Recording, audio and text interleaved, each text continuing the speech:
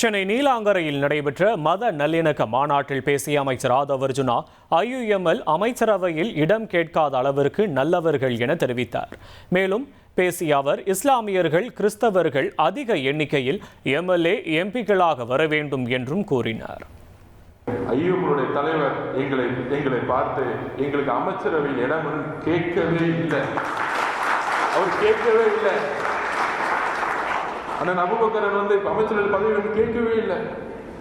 அந்த அளவுக்கு நல்லவர்கள், அரசியல் நல்லவர்கள் மிகப்பெரிய தவறு.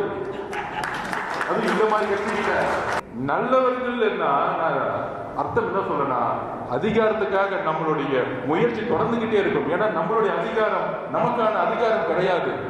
அண்ணன் ஷாஜகானுடைய அமைச்சர் பதவி அவருக்கான அதிகாரமோ அவருக்கான குடும்பத்துமே கிடையாது, ஒட்டுமொத்த சமூகத்திற்கான அதிகாரம்.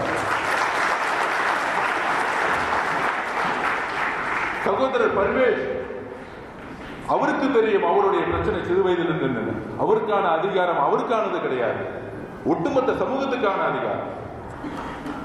இந்த அதிகாரம் தான் எதிர்கால நம்மளுடைய மாணவ மாணவியர்களுக்கு ஒரு உத்வேகம். நம்மளும் நல்லா படிச்சா, நம்மளும் மக்கள் சேவை பண்ணா, நம்மளும் ஒரு அதிகாரத்துக்கு வர முடியும். ஒரு பெண் நினைக்கணும், என்னாலே வர முடியும். முகமோ உருவமோ தேவையில்லை, அறிவுதான் எல்லாத்துக்கும் காரணம்னு ஒரு விஷயத்தை நம்மளுடைய குழந்தைங்களுக்கு பதிவு பண்ணணும். அதிகாரம் என்பது மன்னர் ஆட்சி மாதிரி ஒரு மன்னர் குடும்பத்துக்கானது கிடையாது.